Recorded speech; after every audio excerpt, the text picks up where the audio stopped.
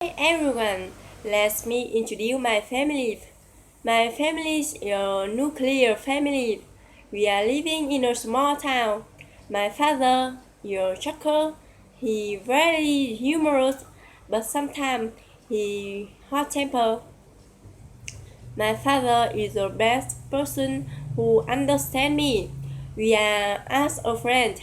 Mm, he always say with me all things about the life, and he teach me become a value person. My mother is a teacher at primary school. She beautiful and clever. She cooked very well, so I really like eating.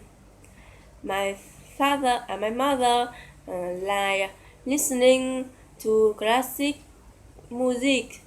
He always gives me some useful advice when I have a problems.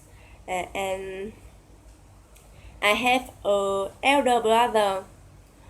She tall, handsome, and friendly. Many people say we are not the same. Mm, My brother is 26 years old, but he unmarried, and I hope he will have happy ending soon. Mm, Now I'm living in Hanoi with my brother. We are far away from home. I miss them. So when I have a free time, I'm go back home. I so happy. My father is strong. I love them so much, and I hope we are will happy together and have a best thing. And what is your family?